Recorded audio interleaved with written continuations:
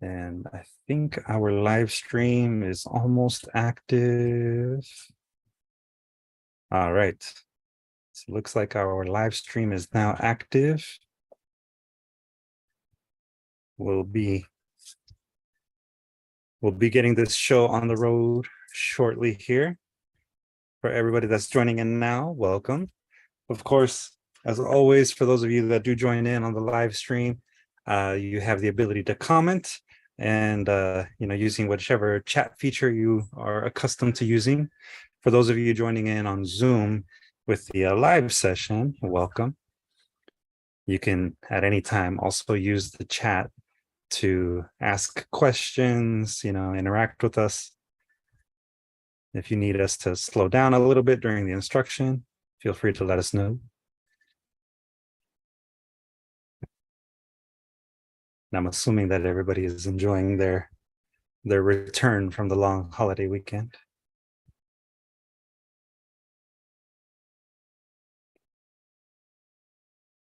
And we'll just keep mellowing out here to the sounds of Gustavo Cerati. Yeah, there you go.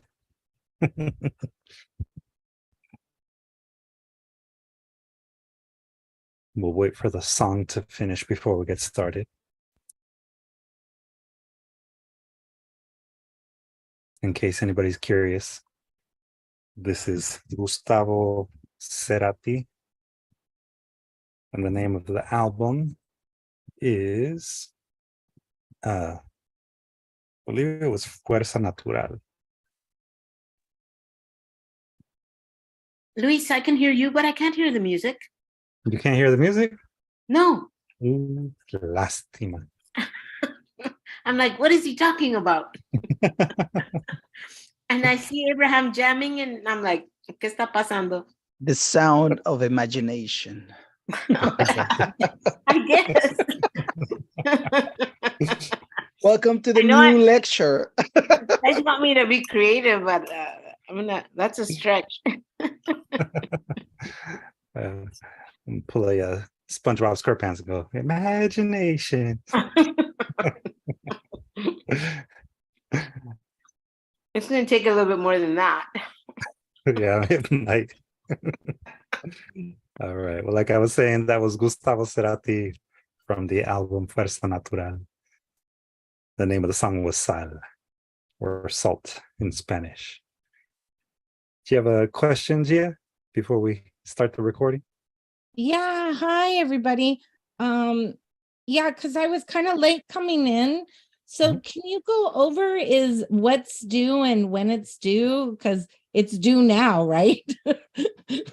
I was like, I thought it was so far away. And then suddenly I got your email and I was like, oh, I'm way behind here. So if you wouldn't mind taking a little bit of a time to get me up to speed, I'd appreciate it. Yeah, sure. Well, maybe for the benefit of the people who watch afterwards, I'll go ahead and actually start the recording now. So that way we have my announcement regarding the deadlines and stuff on record. So give me a quick second here. And again, for those of you that don't want to appear in the recording, you could just turn off your cameras.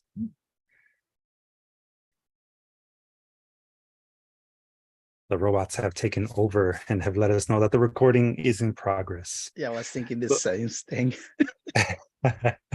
Great minds think alike, Abraham.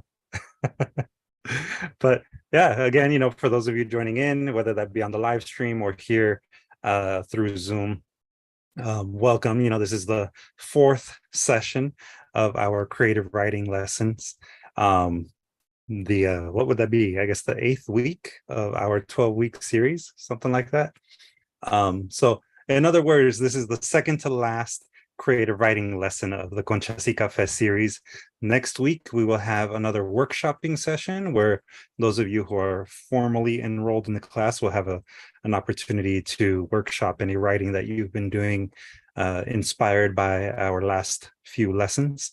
And for everyone's reference, because we are nearing the end of our series, that does mean that we are actually currently accepting submissions for the new issue of Conchas y Café zine. This would be issue number 3 of the triennial Conchas y Café zine, meaning it comes out 3 times a year. And the theme right now is language for anyone that is still unsure about what our theme has been for the past several weeks.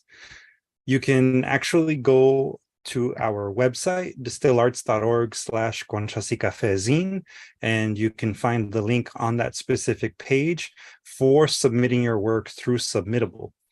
Submittable is a free platform. All you have to do is just create an account with your email address and a little bit of other information that they ask. And you can begin submitting not only to our Conchas y Café zine, but also other publications that we produce, such as Art Block zine, Artistic zine, and also our Creative Impact anthologies. So we have multiple opportunities for people to submit new and original works.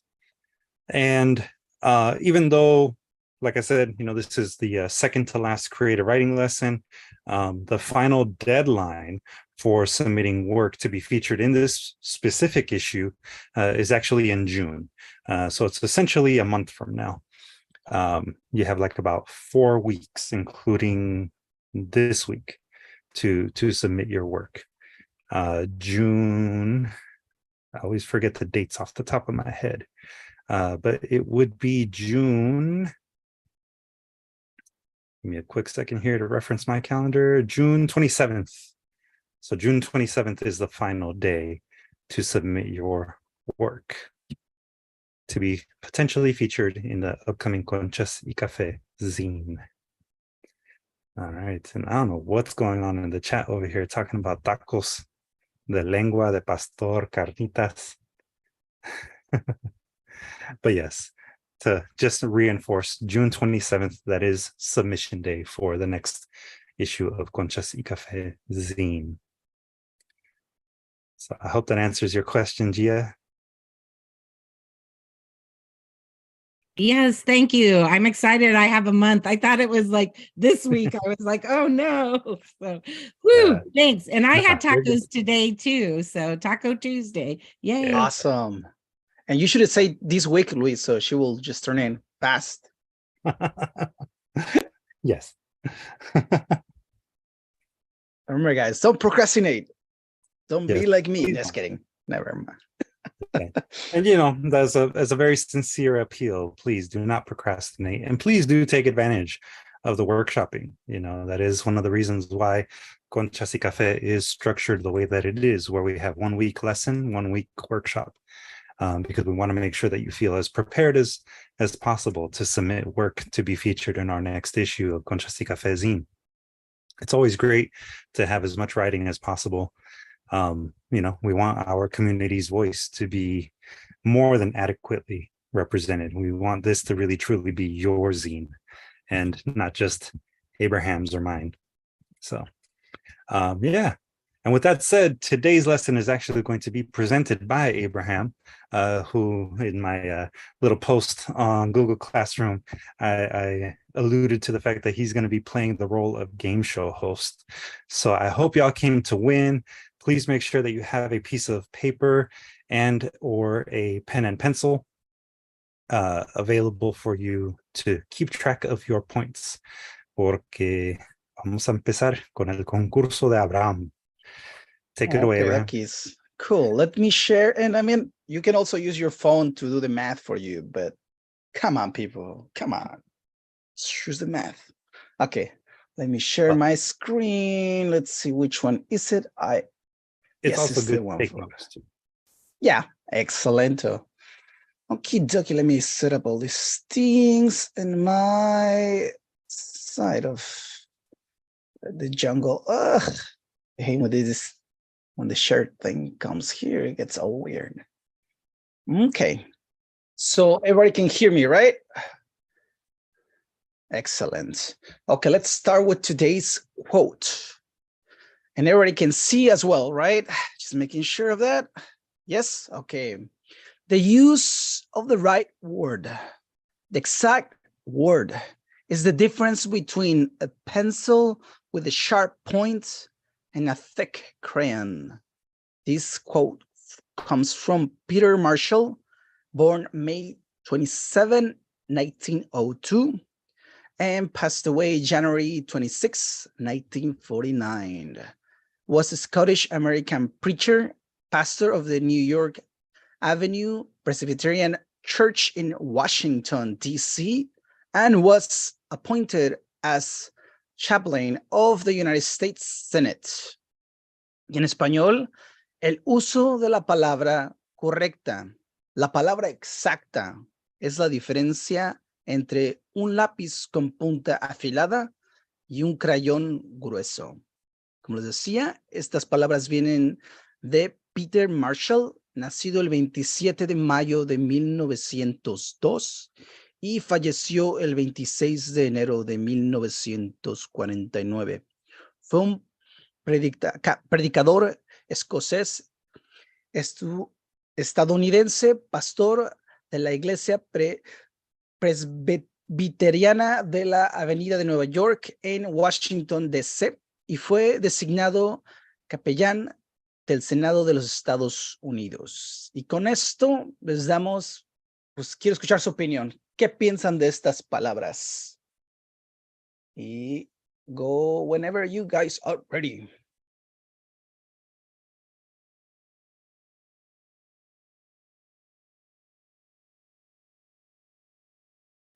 I'd like to say something, Abraham. Go for it. Just I like the metaphor of the sharp pencil and the thick crayon, because being sharp for me indicates being intelligent, and being thick is kind of thick-headed or not as sharp. So I think when you have a good vocabulary and you use your words correctly, people right away assume that you're intelligent, or at least, and then if you don't have the right words, and your vocabulary is limited, or you use the wrong words, then yeah, it comes across as not being as bright. So recently I was listening to something about artificial intelligence and how AI is just making leaps and bounds recently, and that word usage was one of the major steps, I guess, that AI took, that their vocabulary is so immense, so that they have the use of the words that or the computers have that power now, that so obviously smarter than me. That's all. Thank you, Luz. I would actually debate that, Ms. Luz. I think you're extremely intelligent. Oh, Yeah. Thank you, my dear. Let's just say I'm working on my vocabulary. Thank you, Luz. And again, yeah, I like that you say thick-headed. It just shows that you also using a specific word for that. And yeah, sorry. Yes, thank you.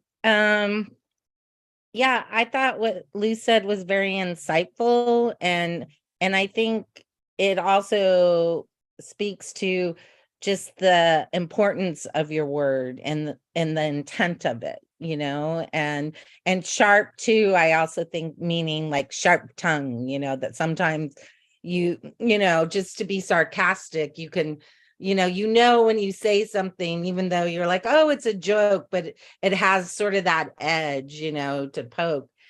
But then, you know, the second time I read through it, I actually kind of, instead of pitting the pencil and the crayon against each other, I kind of thought of it as, it's also just saying, like, in writing, there's different styles and different ways to say things. So, you know, sometimes simply saying something is like, you know, coloring with a crayon. And sometimes it is better, you know, sometimes I get stopped in a poem just because it's not the right word, or they tried to use this vocabulary that like threw me off.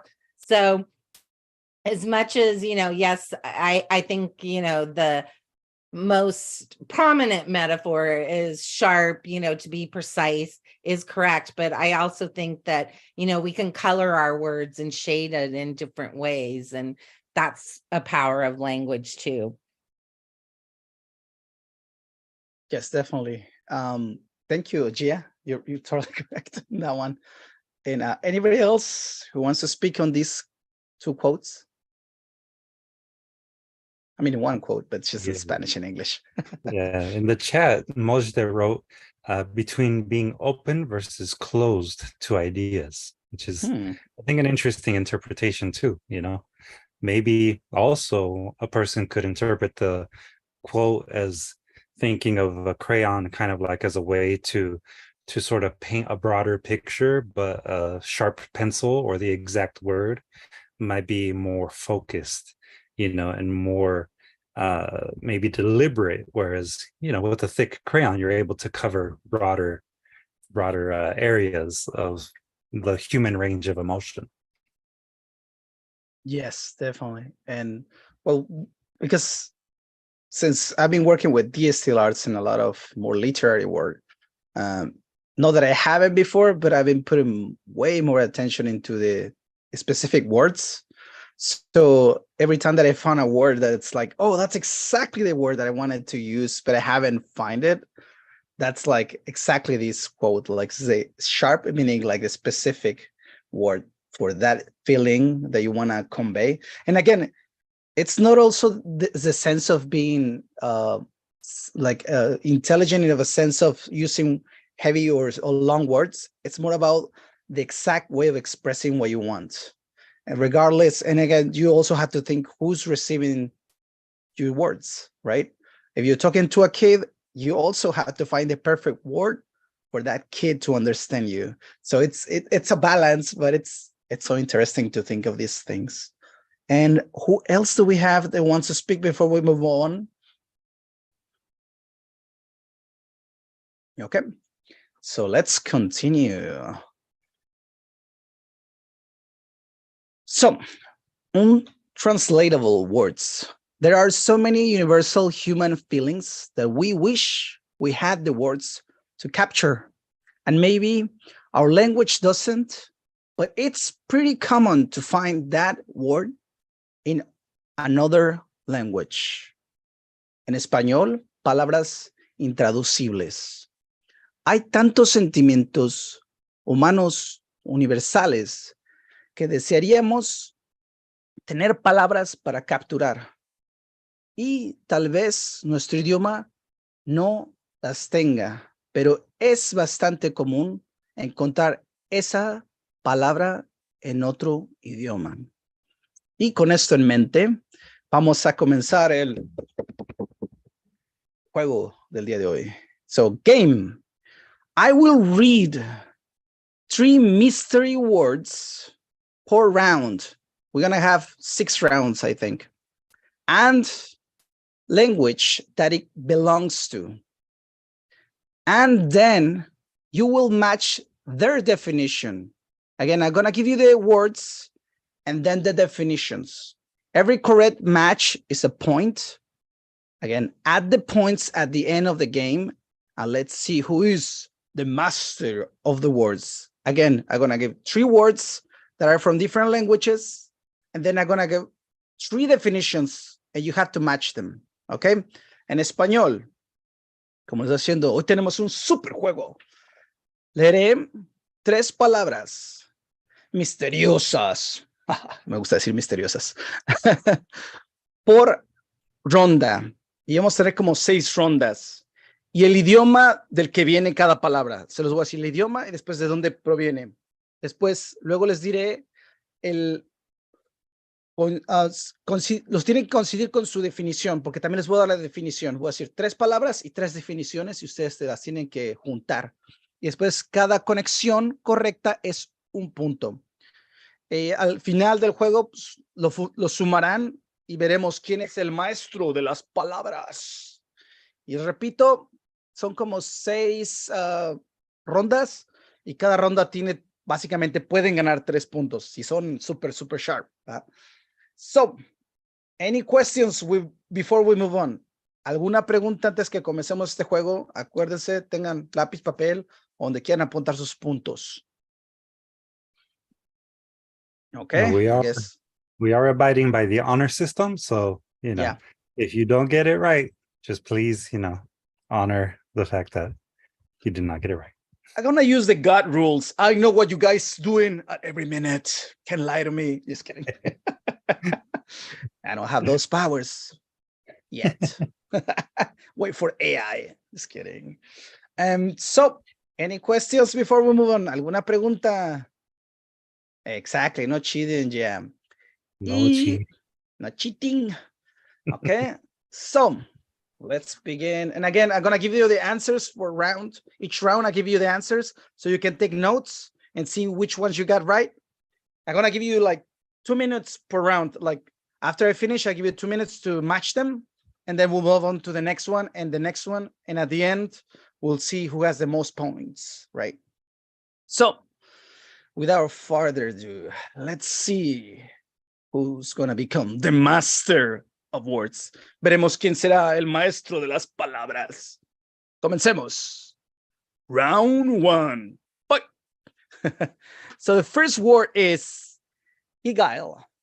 It's from the Tagalog, which is a language of the Philippines. The second word is Hagelig. It's Danish. The third word, it's Avioco. Vioco. It's Italian.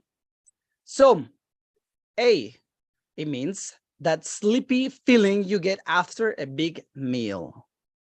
B, the overwhelming feeling that comes over you when you see something verbally cute that you just want to squeeze and pinch. Oh, so cute kind of deal, right? And C is feeling utterly comfy, cozy, or content. Okay? So en español, las palabras de esta ronda número 1 es Higail. Es del Tálogo, es un idioma de Filipinas. Segunda palabra es Haggling, es danés o danesa. Tercero, Avioco, es italiano. Y la primera definición es A, esa sensación de sueño que tienes después de una gran comida. Después B, la sensación abrumadora que te invade cuando ves algo imposiblemente lindo, solo quieres apretar sus mejillas a las pesquisas. Anyway, cuando dices, oh, está súper bonita, you know? Y C, sentirse completamente cómodo, acogedor o satisfecho. So, desde ahora comenzamos los 2 minutos. Por favor, Luis, count. 1, 2, 3, 4, 5, 6. Tick, tack. By the way, we have a request in the chat. If you can maybe zoom in just a little bit to make it a little bit bigger and easier to read. A little bit bigger. Let's see if I can do this, people. If I can, I will not. I'm gonna give you 50. I should do that. There you go. There you go. Better, right? Yeah, it's a little bit bigger. Bigger? Oh my God. No, digo, Oh. I think it's fine. Okay. Also, just in case if anyone needs it, I did copy and paste it into the chat so you can follow along in the chat as well.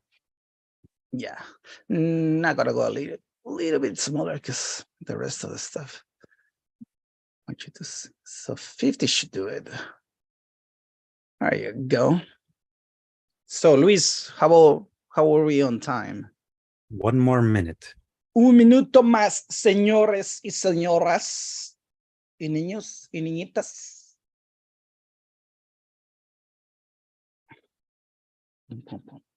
Tick, tack, tick, tack.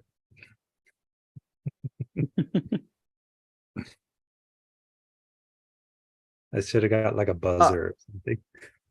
And River, whoever put the answers, you don't need to put the answers. That's on you. So I'm gonna give you the answers at the end of this. So you just make sure you put if you're right or wrong and your own notes. No worries, that's all right. So that way we don't get the chat full of stuff. But so again, I'll give you the answers and you just click how many points you got out of it. And at the end, you add them up. Okay. So Luis, how are we on time? Should I do like a buzzer sound? That tan, tan. Yes. Ahí está. Ahí está. Time. Bueno, comencemos. So, Gigael, again, from the Talon, which is a language of the Philippines, belongs, and basically the meaning of it, it's be, the overwhelming feeling that comes over you when you see something unverbally cute that you just want to squeeze or pinch it. Then we have Heigeling, which is the number 2. It's Danish again. And its answer is C, feeling utterly comfy, cozy, or content. And 3, again, the leftover, it's Abiocco from the Italian. And the answer is A, that sleepy feeling you get after a big meal. Y como lo estaba diciendo, las respuestas, aquí viene en español, Geigel es del Tagalo, es un idioma filipino, regresamos, y su respuesta es B, la sensación abrumadora que te invade cuando ves algo insoportablemente lindo que solo quieres apretar o pellizcar. Y la segunda palabra, Heigelig, es del Danish y viene siendo la respuesta C, sentirse completamente cómodo, acogedor o satisfecho. Y la palabra 3, abiocco del italiano, es la respuesta A, esa sensación de sueño que tienes después de una gran comida. So, espero que todos hayan ido bien, que hayan agarrado sus respuestas y hagan sus matemáticas y seguiremos. Bam, bam, bam, bam, round 2. Bye. There you go. The first word for this round is turtle. It's Scottish. The second word is Version. Again, I'm gonna murder most of these words, but don't worry. It's German. The third word is Paleg. It's Norwegian. And a definition is the moment where you hesitate when introducing someone because you have just forgotten their name. It doesn't happen to me ever. And then B, to make something worse when trying to improve it. Oof, that's a good one. C, anything and everything you can put on a slice of bread. Wow, that's a cool word. Then, en español, ronda 2. Tarta es escocés. La segunda palabra es Bersklimbecher, es el alemán. La tercera palabra es Paleg y es noruego. Y la respuesta A es el momento en que dudas al presentar a alguien porque acabas de olvidar su nombre. La respuesta B es empeorar algo cuando se trata de mejorarlo. Buenísima. La C, cualquier cosa y todo lo que puedas poner en una rebanada de pan. Ah, qué buena palabra. Y bueno, comenzamos con el tiempo, Luis. Tic tac, tic tac, tic tac.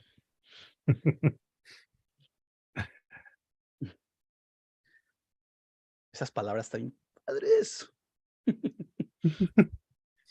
Whatever the answer is for the moment where you hesitate when introducing someone because you've just forgotten their name, that's when I'm going to start calling you Abraham. Tu sobrenombre. Yeah, definitely.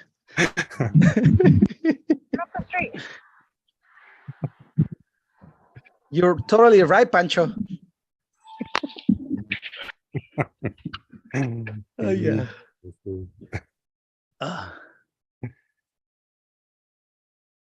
All right. Tick tock, tick tock. One more ¿Cuántas minute. cosas le puedes poner a un pan? How many things you can put in a bread? The possibilities.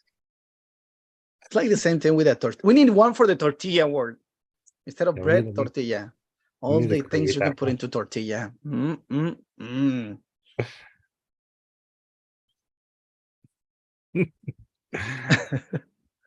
Todo es un taco.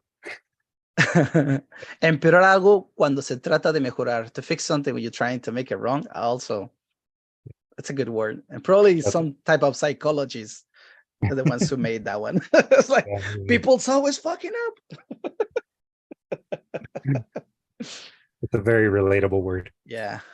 These words are amazing. Okay. So how are we on time? Already? Okay. Cool. Okay, guys. Hopefully you guys have your answers. And here are the official answers. Let me put it in. So title, Scottish again. And the answer is letter A. The moment when you hesitate when introducing someone because you have just forgotten their name. Title. Damn it.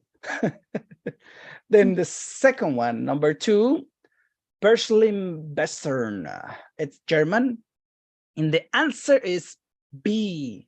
To make something worse when trying to improve it. But it's the beginning of every engineer, you know? Just saying, do it. And 3, it's Paleg, it's Norwegian. And the answer is C. Anything and everything you can put on a slice of bread. That's awesome. Y como les digo, las respuestas de esta ronda, ahí vienen. Tarta, que es la palabra número 1, es del escocés y su respuesta es A. El momento en que dudas al presentar a alguien porque acabas de olvidar su nombre. Nada que ver conmigo. Y la respuesta, perdón, la palabra 2 es Verschlimmbessern, del alemán. Y la respuesta es B, empeorar algo cuando se trata de mejorarlo. Tómala. Y la tercera palabra es Paleg, es noruego. Y la respuesta es C, cualquier cosa y todo lo que se pueda poner en una rebanada de pan. So, tómenla para su torta de frijoles o de tamal para los mexicanos. Ok, sigamos con la siguiente. Bueno, todos tienen sus respuestas. Espero que hayan hecho la matemática. Seguiremos. Hasta ahora pueden tener 6 puntos los masters. Los que no, pues quién sabe cuántos. So, round 3, fight. Nunchi, it's from Korean. And second word, komorebi, it's from Japanese. And third word is sobremesa, it's from Spanish. So answer number 8 is the sunlight that filters through the leaves of the trees. That's so awesome. Then B, lingering at a table after a meal to hang out and chat. And then C, the subtle yet noticed art of listening and gauging another's mood. Oh, that's good. So, ronda número 3. Nunchi es el del coreano. La palabra 2, komorebi, es del japonés. Y la palabra número 3, sobremesa, es del español. Y la respuesta A, la luz del sol que se filtra a través de las hojas de los árboles. La respuesta B es permanece en una mesa después de una comida para pasar el rato y conversar. La respuesta C, el arte sutil pero desapercibido de escuchar y medir el estado de ánimo de otras personas. O sea, ponerse trucha, para ponerse trucha. Okay, so with that in mind, we have the countdown. Ready?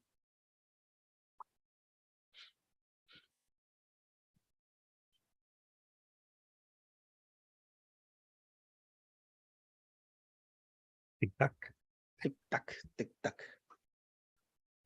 tack, tick tack, tick tack.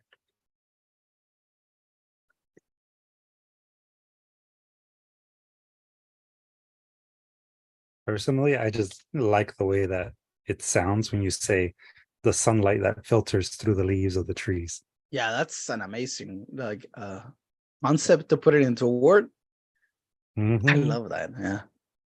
Yeah. Most of these ones are so like, wish I could use them all. Yeah. Although, I mean, ponerte trucha, Yeah. that kind of fits. Kind of, yeah, but that Yeah. kind of conveys more. Yeah. It's more It's and a more. little bit it's a little bit Yeah. different.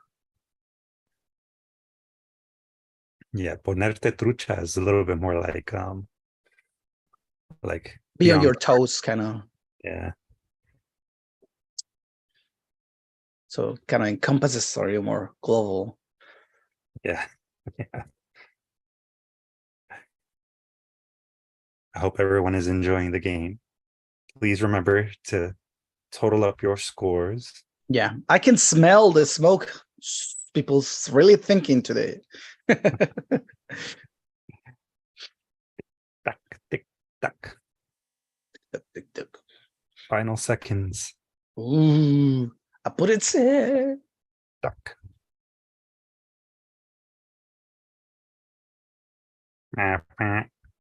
Oh, bueno, espero que hayan Angel. obtenido las respuestas y que Ojalá y les se vaya pusieron bien. trucha. Porque, ¿por qué? Porque round 4. Hey, and the answer. Oye, and the answer. Morma. Morma. It's from the Aboriginal Abraham, language. the of answers for round 3. What happened? What were the answers for round 3? Round 3. Oh, shoot. You're right. I forgot about that. Thank you, Luis. I was kind of when I was rushing a little bit on that one. So round 3, we're going back in time. Forget about what just happened. We'll fix it on post-production. Okay, so the answers is first word is nunchi. It's from Korean. And the answer is C, the subtle yet unnoticed art of listening and gauging another's mood. That's superpower. That's a superpower. Nunchi. Then the second word, komorebi. It's from Japanese, and the answer for this one is A, letter A, the sunlight that filters through the leaves of the trees. Yeah, very Japanese word. I could already picture it when I was listening to it. Then we have the third word, sobremesa. It's from Spanish, and the answer is B, lingering at the table after a meal to hang out and chat. So, en español, las respuestas de esta ronda que casi se me olvidan. Número 1, nonchi, es del coreano y su respuesta, ay, chirrión, me falló aquí en mis respuestas, pero es la C, el arte sutil, pero desapercibido de escuchar y medir el estado de ánimo de otras personas, un superpoder, nonchi. Después, la palabra número 2, komorebi, es del japonés y su respuesta es la luz del sol que se filtra a través de las hojas de los árboles, que es la A, la respuesta A. Sí, muy japonesa esa palabra. Y la tercera palabra es sobremesa del español y es permanecer, o sea, la B, la respuesta B, permanecer en una mesa después de una comida para pasar el rato y conversar. Pues para relajarse, para chatear. Okidokis, espero que todos hayan tenido sus respuestas correctas, porque ahora sí, déjà vu. Round 4.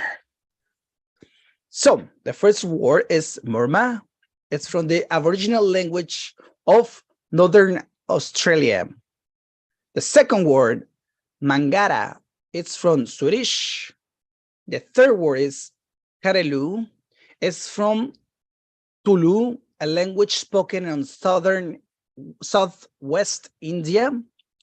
So la respuesta A, the road like reflection of the moon on the water.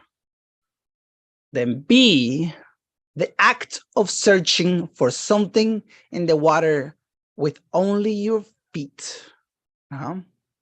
Then C, the mark left on skin by wearing something tight.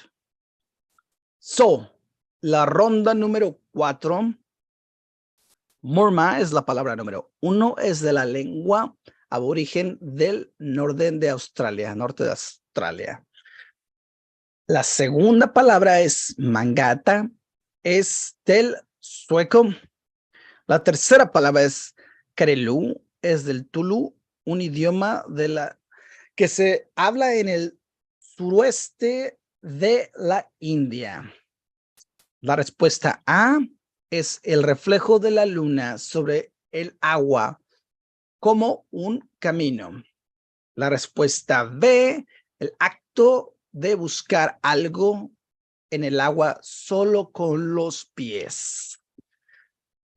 La respuesta C, la marca que deja en la piel el uso de algo ceñido, o sea, algo apretado, como cuando los boxers se te apretan ahí, te queda la marca. Bueno, Luis, tenemos... Tic, tac, tic. There you go.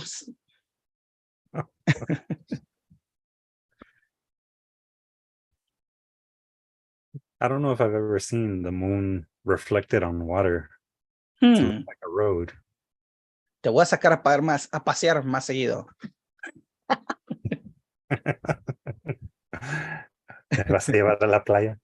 I'm assuming it's from some kind of language that has a lot of ships. Maybe, you know? Maybe. I don't know.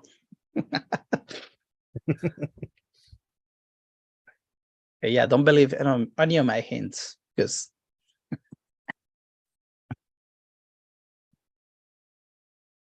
I also think it's interesting that there would be a need for a word to describe the act of searching for something in water using only your feet.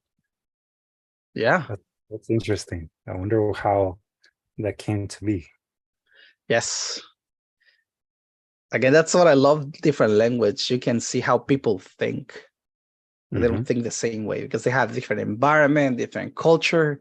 So the way they think, it's even different. Yeah. But it's like the necessity to describe that. Exactly. That's where words come from, right? It's the necessity to explain something specific, something sharp, right? You know? Exactly. Tick tock, tick tock. Final seconds, ladies and gentlemen. Ooh, chop, chop. Chop, chop. Chop, chop.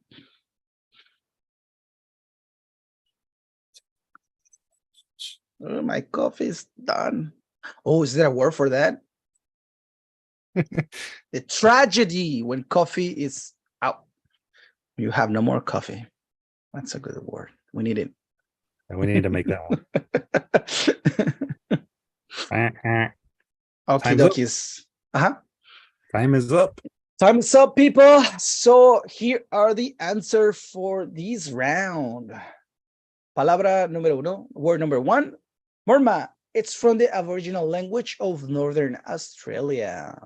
And the answer is B, the act of searching for something in the water with only your feet. So the Australians thought of that. Okay, so second word, mangara. It's from Swedish. And the answer is A, the road-like reflection of the moon on the water.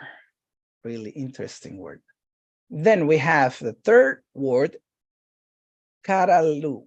It's from the Tulu, a language spoken in southwest West India, and the Antares Sea. The mark left on skin by wearing something tight. So, en español, la número 4, las respuestas están aquí. Palabra número 1, Murma, es de una lengua aborígene del norte de Australia y su respuesta correspondiente es B, el acto de buscar algo en el agua solo usando los pies. La palabra número 2, Mangata, es del sueco y su respuesta correspondiente es A, el reflejo de la luz sobre el agua como un camino. Y la respuesta para la palabra 3, que es Karelú, es del Tulú, un idioma se habla en el suroeste de la India y su respuesta es C, la marca que deja en la piel usar algo ceñido, algo apretado. So, ahí están sus respuestas. There are your answers. Hopefully you have all of them. And if not, no shame on that. These are words that are not in everybody's vocabulary. So we are moving to round 5.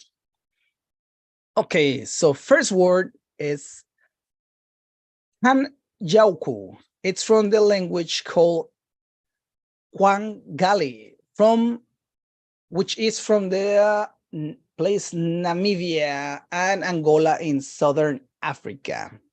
Second word is, this is a tricky one, but let's give it a go. Hippity-tip-ni-ti-di-tis, a compound word from Finnish. Okay. Then the third word, it's borpret. It's Dutch spoken in the Netherlands. La respuesta, the answer A is the build up of an anticipation, joy or pleasure of feeling ahead of an actual event, aka pre-fun. Then answer B, the act of tiptoeing across the warm or hot sand. That's really similar to the other one with the feet on the water. Interesting. Then C is describes the pleasure and satisfaction derived from sitting or bouncing on a bouncy cushion. Ronda número 5. Y la palabra 1 es Hanjauku. Es de un idioma llamado Kwangali que se habla en Namibia y Angola en el sur de África. La segunda palabra, triqui, ahí les va. Hippity-tini-tidi-tis. Una palabra compuesta del finlandés. La palabra número 3, borpret.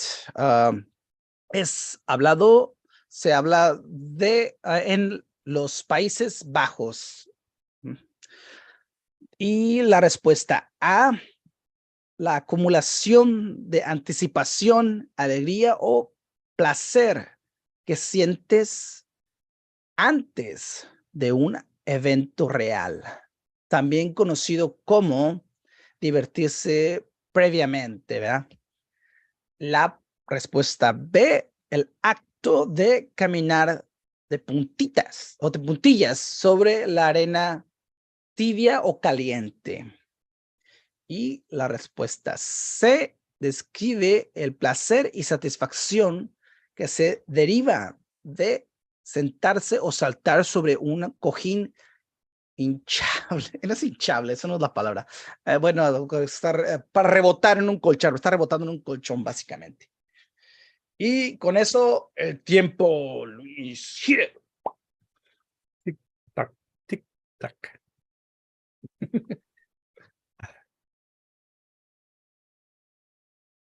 I think that last one was probably from the one about the la marca que queda en la piel. Ajá. Era porque andaban con chanclas muy apretadas. O también, ajá. Sí. It could have been that. A veces pasa, ¿sabes qué? Con las camisas, y me imagino también los brasieres han de dejar mucha marca de esa. Y ¿qué más? Otra ropa. Los chones, ¿eh? Casi todo lo underwear, ¿verdad? Mostly. Yeah, mostly. Some socks also do the same thing. Socks. Yeah. Yeah. Even my watch sometimes leaves a mark. Oh yeah, the watch. That has a specific word for it, you know, watch burn or something like that. Oh, watch tan. Is it that? Watch them. Well, Yeah. that's the the area that isn't Yeah, tan. yeah. Because of watch.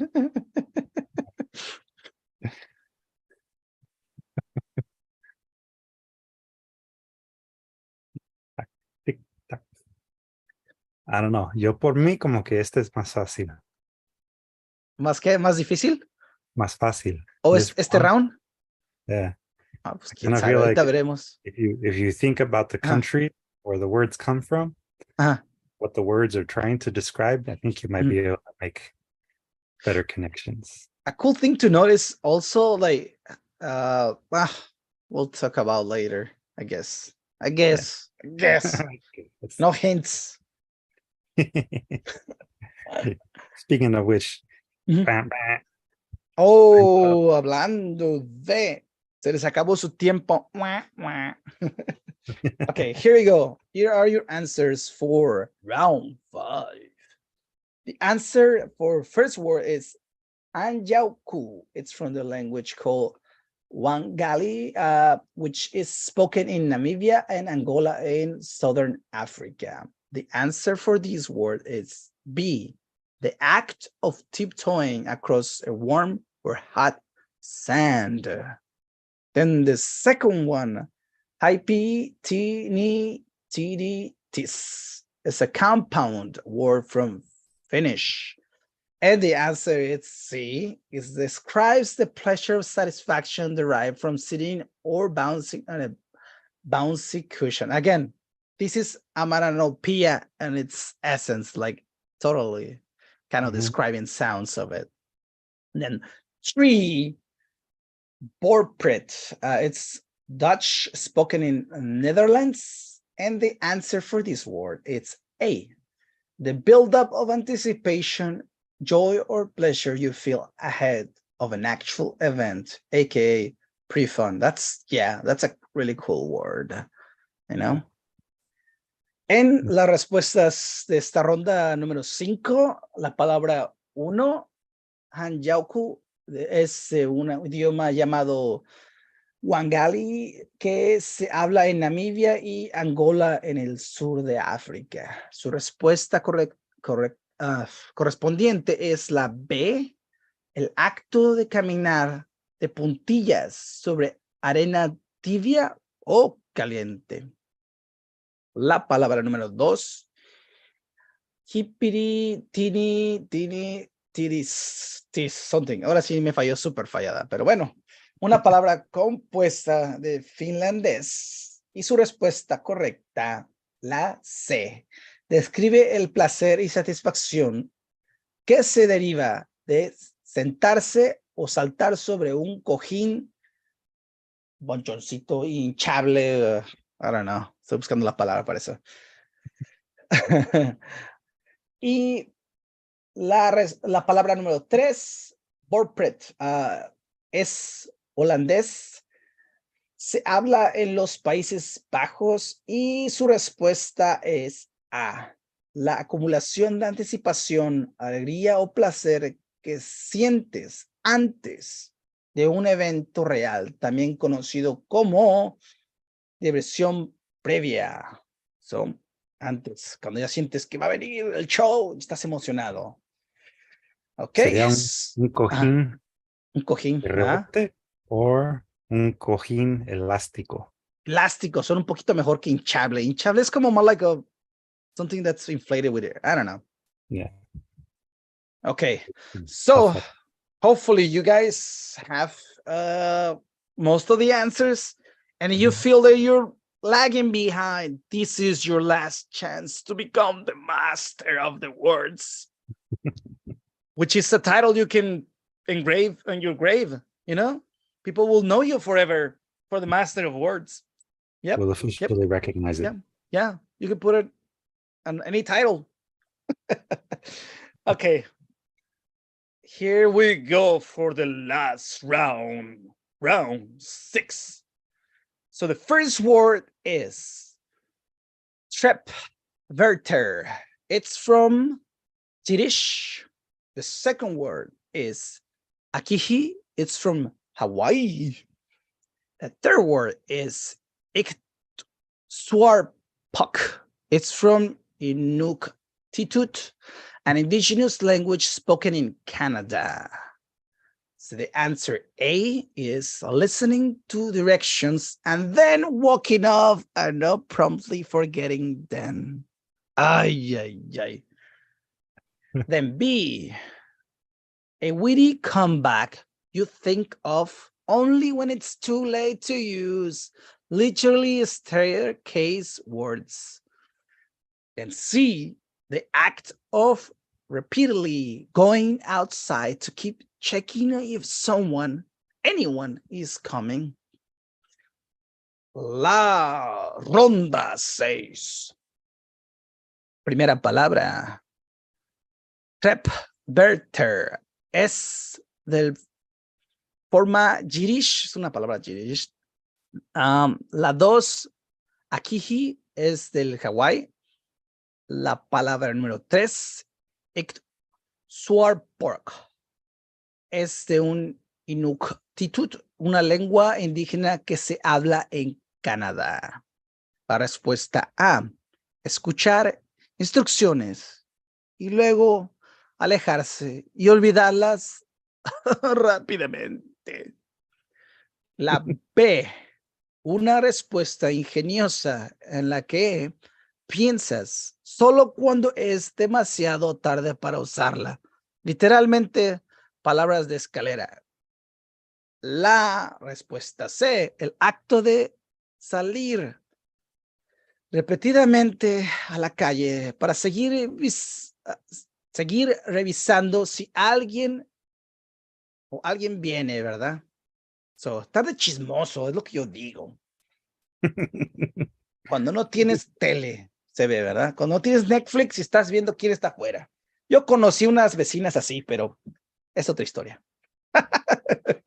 So, Luis, are we ready with the time? Tick, tack. There you go. And again, guys, put your might onto this one because this is the last round. If you are getting points, this is your last chance to become the master of words.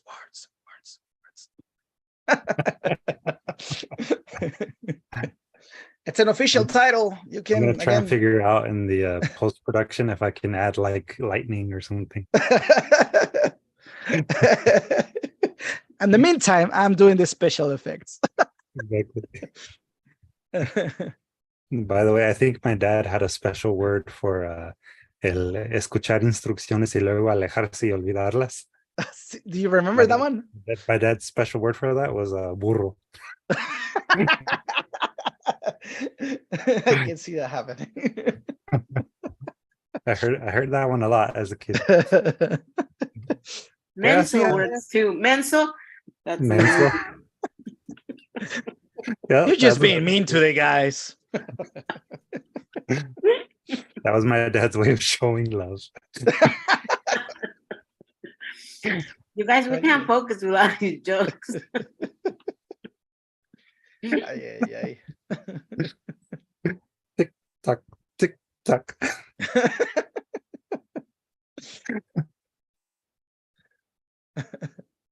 But that's what makes a good game show good.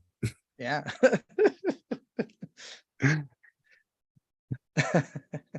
Just because it's the final round, I'll give you all extra minute. I think. Extra minute. Okay. See, Luis is feeling generous today. No tan menso. Ay. Extra minute is not helping.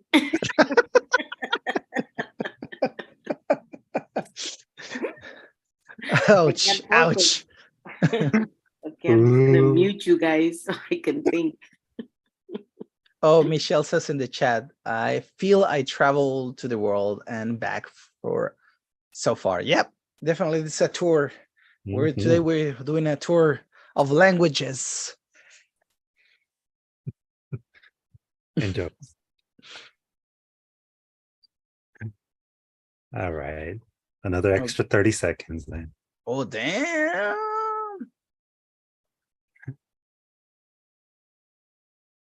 Good, good.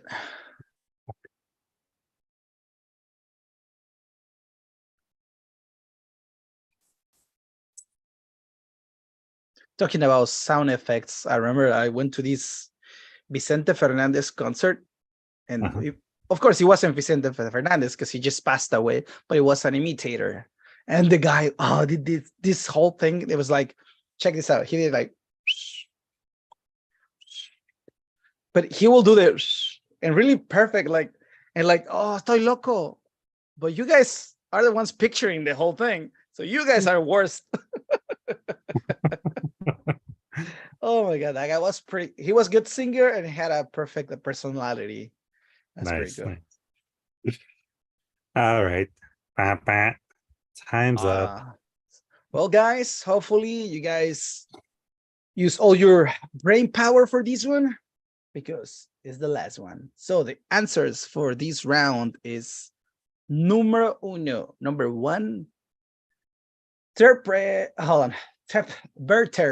It's from Yiddish, and the answer is B. A witty comeback you think of only when it's too late to use. Literary staircase words. Yeah, you gotta be sharper. You have to be faster. Second word, akihi, is from Hawaii, and the answer is A. Listening to directions and then walking off and promptly forgetting them. Oh, this probably was made for tourists who are going to Hawaii. Ouch. Then the third word, iksuarpork. Ugh, I killed that one. Ugh. It's from Inuktitut, an indigenous language spoken in Canada. And the answer for this one is C. The act of repeatedly going outside to keep checking if anyone is coming. Las respuestas de esta ronda final 6 es, primera palabra, Berter, es from this forma Swedish y su correspondiente respuesta es B, una respuesta ingeniosa en la que piensa solo cuando es demasiado tarde para usarla. Literalmente palabras de escalera. Y la palabra número 2, akihi, es de Hawái y su respuesta es A. Escuchar instrucciones y luego alejarse y olvidarlas rápidamente. Como lo estaba diciendo, a lo mejor la inventaron para los turistas que preguntan y luego se les olvida. Y la palabra número 3 es Iktustuarpok. Es de Inuktitut, una lengua indígena que se habla en Canadá.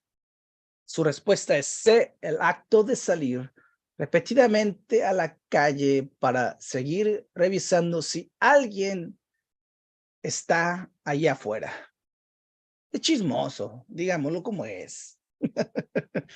So, hopefully you guys do your math. Let's see. On the meantime, congratulations, felicidades. Do your math and put in the chat your numbers. See who has the most. So just put in the chat how many points you got. And here in the screen, you can see the answers in case you guys forgot. Also there in the chat. Okay, we have 50. What is the 0.5? Who's putting that? I'm gonna deduct a point there, sir. 12 out of 18. 16 out. Wow, we're getting the big numbers. All right, Eric. All right. Wow. Eric, it's definitely getting there. Well, on the meantime, Miss Luz, you're up there too. Looking good. oof, good stuff.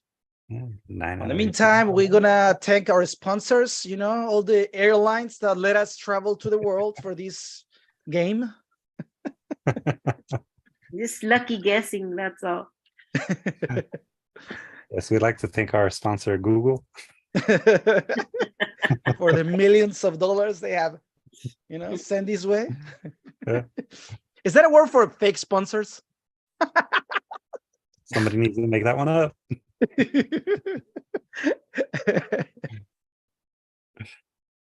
Sponsor de Fayuca. Oh, sorry.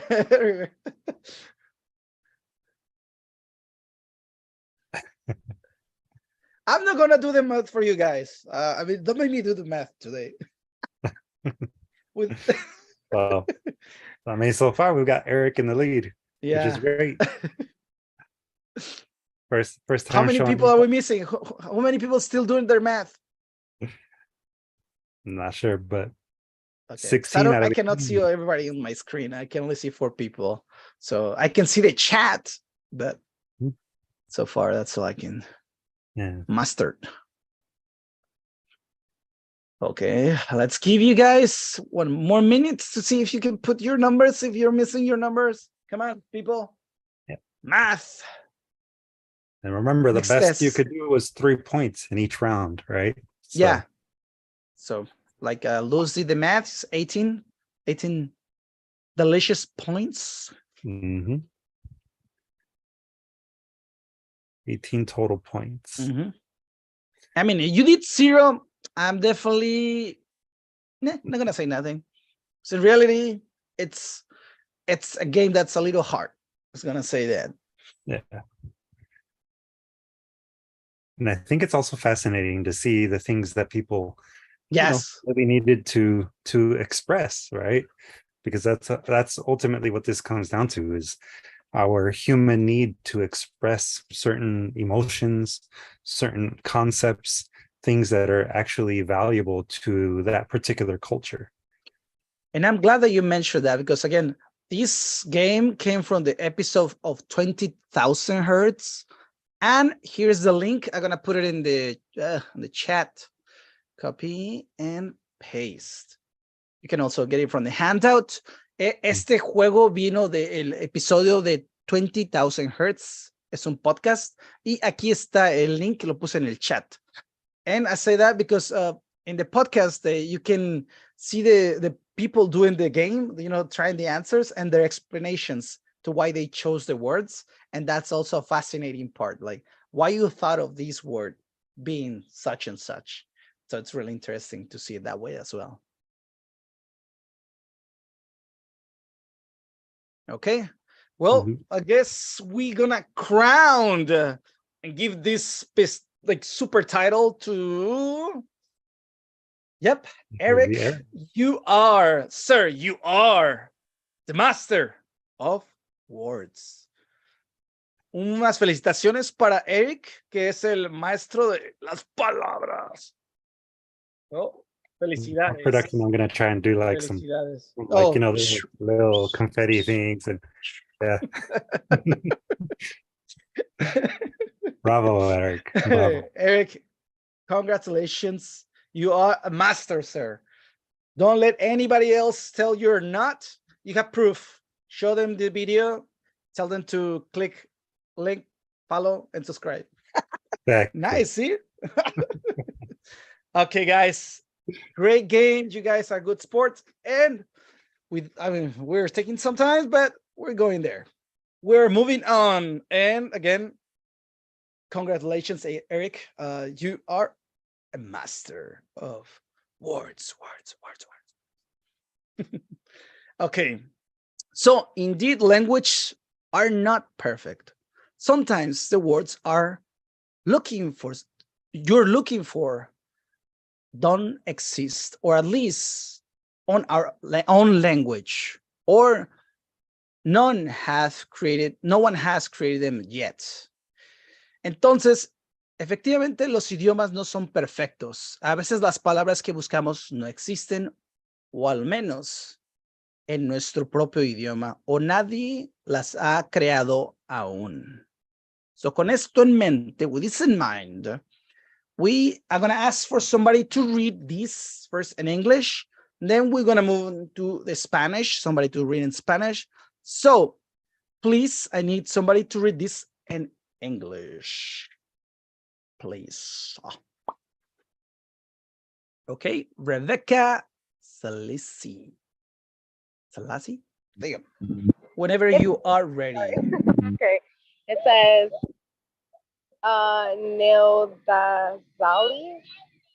When the street is hard to bear and you need a friend to tell of the way the car accident went, of the girl from the internet you met, of the horrible and stressful job you left, we will eat sushi at Little Tokyo or hit the late night taco truck.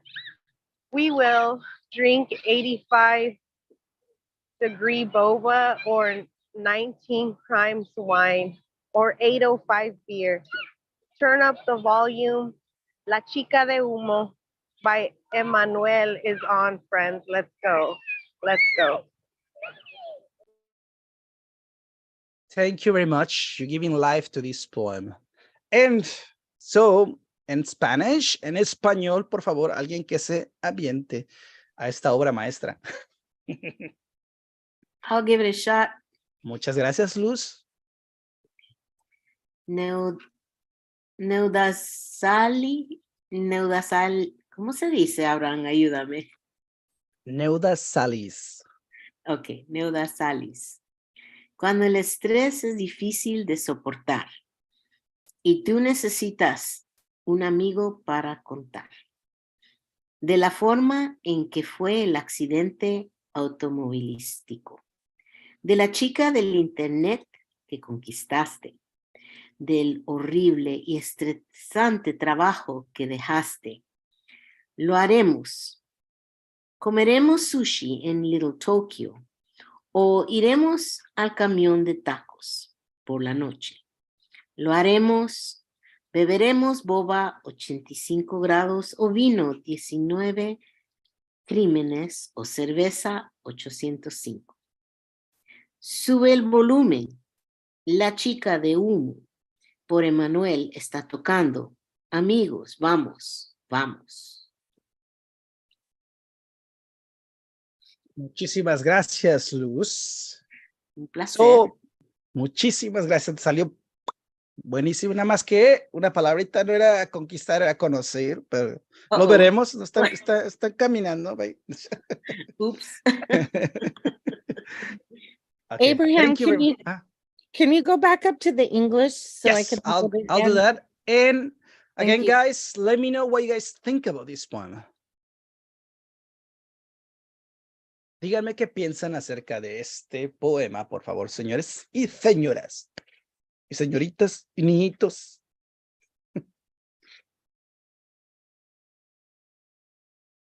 Oh, sorry, I forgot to say, Roots. I feel like it has the kind of vibe of like that song, You Got a Friend in Me. That's kind of the vibe you got, like something that you tell your friend, you know, like, I'll be there with you, you know, when life gets hard, like, I'll kind of like be your de-stressor kind of thing. I like it. It's really good, Abraham. And can you sing the song you were referring to, please? I almost did. Good job, good job. Thank you, Roots. And who else? ¿Quién más tiene algo que decir de esto? ¿Qué piensan? ¿Qué ven? Yeah, I like it too, Abraham. I like how like there's a simpleness to it too, also. Like, even as traumatic as these things are, just the simple act of like having a beer and doing these things can like bring a comfort, you know. You definitely get that feeling. Interesting. I like the word you use, comfort. That's really interesting. Thank you. Anybody else who wants to say something? ¿Alguien más que quiera hablar de esta pieza? I like it. It's a fun poem, and I can see the weather. I can see summertime in this poem. I see summer. not winter, spring, or autumn, but I see summer because of in the nightlife. And that's what I'm thinking about. I'm thinking about that for sure. On a hot summer night, rather than staying in your home, if you don't have an air conditioning, you can go on the streets and roam, you know, that type of thing. Let's venture and go out. Yeah. I see summer is the time for you to get out. I see. Good. Yeah. Good. And I like it though. I like the title too. Oh, thank you. You're welcome. Okay.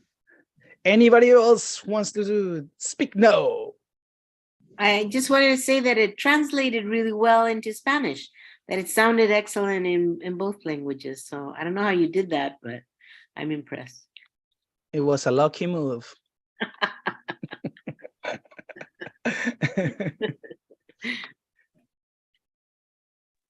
I just wanted to add really quick that I love the way you put La Chica de Humo, because, you know, everybody who hears that song, you just gotta like move to it. So I like how you did that. Like, let's go, friends. Let's go. Yeah, because especially when we're doing this reviewing everybody's work, I always tell people put more details.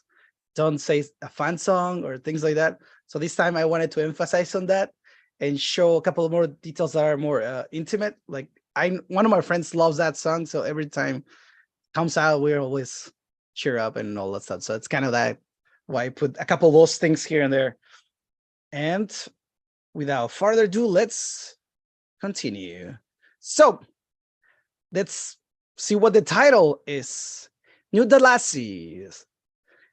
The feeling of needing to go out with your friends. And the etymology from Proto-Germanic Neudas, wish, urge, desire, longing, and the word allies, like friends, as well as sounding at the end like as salir, which is go out in Spanish. So en español, nauda salis, la sensación de necesidad de salir con tus amigos. La etimología del protogermánico neudas, deseo, anhelo, y la palabra aliados, which ally in English, which amigos, que son amigos. Además de sonar al final como salir, que es salir en español. And so the way this is basically a word that you guys saw, it's a word that I made up. Es una palabra que yo hice y aquí está porque lo que pienso que necesitábamos una palabra que dijera esta sensación. So I made this word and I made it because I felt there was a need for the feeling of needing to go out with your friends. That's why I made this word up. So with all this in mind, today, right now, this moment, at this second, we are doing the class exercise. So again, everybody find a feeling or a concept that in English doesn't have a word to express it. So, ejercicio para esta clase. Encuentra un sentimiento o un concepto que en español no tiene una palabra para expresarlo. So, ¿alguna pregunta? Any questions of this exercise? And whenever you have it ready, you can put it in the chat. Just put the word. I mean, put the feeling and the word that you want to use.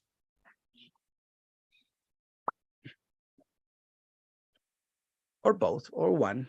I don't mind. So, les digo cuando acaben de buscar esa palabra que quieren usar y la sensación que quieren describir con una palabra que no está en su idioma, que no existe todavía. So it's good to Google it before. So usen Google para ver si existe esa palabra o no. Y veremos, ¿verdad? So póngalo en el chat cuando acaben y la tengan y pongan la sensación o el concepto y la palabra que quieran usar para describir. So Abraham, I'm a little lost. Are we Okay, just go for it. are we just supposed to do the feeling that doesn't have the word? Or are you Yeah, do saying that. Yeah. And do the the word don't feeling- only if you have a Okay. word, go for it. Yeah. I was just getting a little bit ahead, but you're right.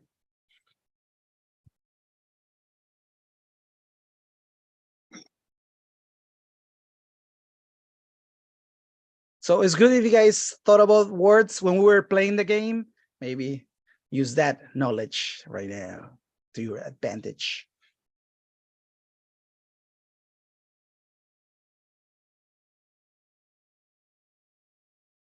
Luis, do you have a word? I mean, a feeling or something that you feel we don't have it in English or in Spanish? Can't really think of anything at the moment. I have one. Luis. Okay. Gia, you want to tell us? You already put in the chat, but since you're already speaking, perfect. Yeah, I figured overthinking something that never happens. Oh, yes. That happens a lot. It's a curse. It's a curse. Yes. Some people more than others do. In the chat, River added the feeling of living inside the wrong part of a Venn diagram and needing to be somewhere else in that diagram. Net 7 shift. Oh, That's a good one. that's a trip. That's a trip, sir. That's a good one. Yeah. Yes. I like this playing with like words and what we have and we don't have.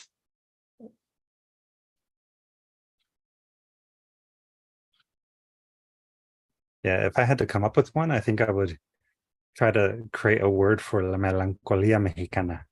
¿Cómo es eso? ¿Qué es una melancolía mexicana? Cuéntame. Yeah, it's this like perpetual longing for Frida some- Kahlo? No, No, Frida it's- Kahlo. Okay.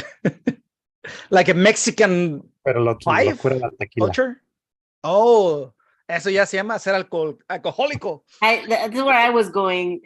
Tendría que ser una canción para un borracho. Oh. Oh, la necesidad de escuchar corridos. Ooh, that's a good one. Dale. That's a good one.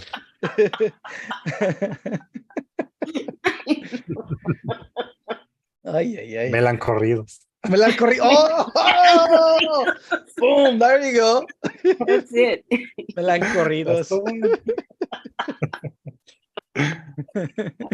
Team effort. I like, and again, it's a good way to start doing like compound words.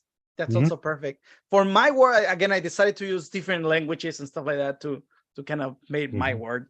So Mhm. start thinking of that as well. Melancorridos. Ay, está por una camisa, ¿no? Perrona, sí. Yeah. Oh, yeah. Actually, in my family, Mm. we have a variety of words. They're Mhm. like words that only in my family we would use. And I'm going to share one of them with all of you. Okay, It's, we're part of the family. It's Mauru. Cuando uno se Mauru. siente Mauru.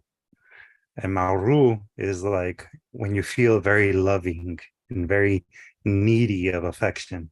Oh. We have one which is nani. To go Nani. nani means to go to sleep. And we have like Ooh. we have no idea where it happened, but even even my kids say like now, like, oh, I'm gonna go nani. So Yeah, I can see That's it's kind great. of, remember we spoke about the minion words and how they use baby language? I can see that where this one came from, right? Mhm. It's pretty interesting. Yeah, Who maybe else that's has word? another Uh-huh. maybe that's another well that you could tap in this Yeah. exercise, right? Is think of words that are very specific to just your family. Yeah. Words that you would feel, represent something that maybe other people wouldn't try to represent. like Like that. gonies, we say gonies because when one of the kids was little, for macaroni, they said gonies. So now all pasta is gonies. Nice. The only thing they have to like say is do not use a word that it's already existent, because I'm also doing like we're gonna try to do as a group, see which word it's the not the best one, but I mean the one we all see like, oh, we need that. So I could probably send to the dictionary people and say like, hey guys, here's a word you might want to try.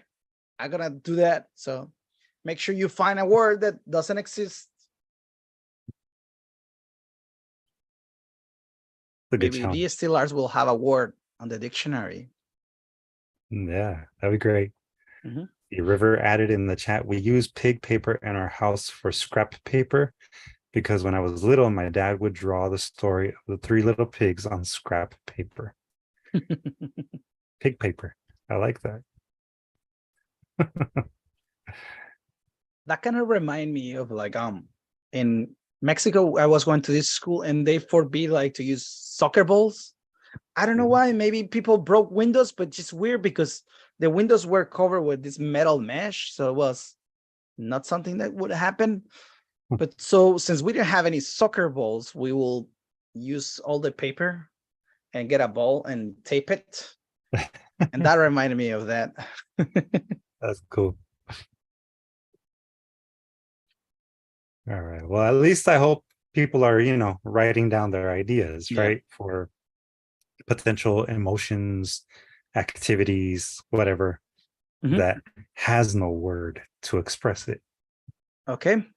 So with that in mind, because I mean, as we get into that time, right, Luis? I mean, if you have chance, well, I'm talking, go for it and put your feeling or thought you feel like doesn't have a word yet. Okay. So your favorite part of the class, the one you come for, you don't care about anything else but this homework. Again, use the word you created. I mean, from this feeling, you're going to create a word as the title of your poem. Then use the poem as a way to describe the word. Finally, add a little explanation of the word as the example we had in class, as the poem that I made. Dalasi. So again, you're going to create a word out of that feeling or idea that it's not in a dictionary yet. And that word that you created, you're going to explain it with a poem.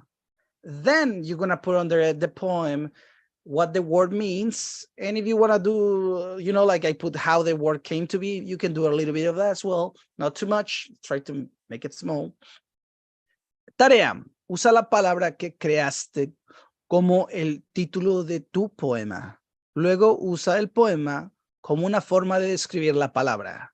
Finalmente agrega una pequeña explicación de la palabra como el ejemplo que teníamos en la clase. Como os digo, con el concepto o idea que ustedes quieren describir con una palabra que no existe ahora, van a hacer ustedes su propia palabra, como nudalasis, la palabra que yo inventé. Después, el poema que van a crear va a explicar esa palabra que ustedes crearon, o va a intentar explicar, ¿verdad? Que no, ¿verdad? Y después, abajo del poema, pongan una descripción de qué significa esa palabra y si quieren también pueden poner de dónde proviene esa palabra, qué partes usaron o por qué usaron ciertas partes de esa palabra. Y con eso está su tarea. Acabamos y alguien más puso algo de su... No. Ok. Muchas gracias, señores, por venir, escucharme hablar todo este ratote. So thank you guys for coming and joining us and having this great fun game. And hopefully you guys create an awesome word. I have high expectations for the master of words on this, because he should be the best. No pressure, Eric. No pressure, Eric, but yeah, a lot of pressure. Expecting you so much from the master of words. And of course, try to have fun. This is obviously meant to get you thinking about ways in which you can, express different ideas, different concepts that we don't normally have the opportunity to express, all in pursuit of the creation of new language. So, yeah. And if in case you didn't, write down the homework or the exercise, it is in the chat right now. And this is also going to be uploaded to our YouTube channel at some point tomorrow afternoon. And you'll also have access to the handout as soon as this is uploaded on Google Classroom. So, yeah. And with that, I leave you with this for those of you getting ready to do something. Oh, yes. That's the song.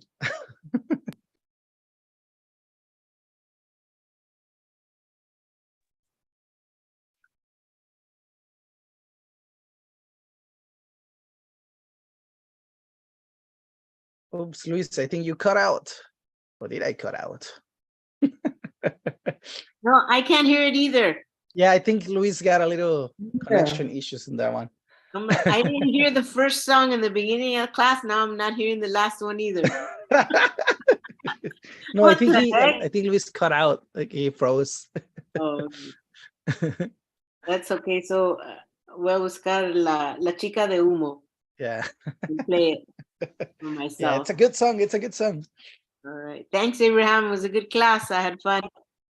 Okay, guys. Okay. See you Hasta and have fun. mañana. Bye. Yeah, Hasta luego.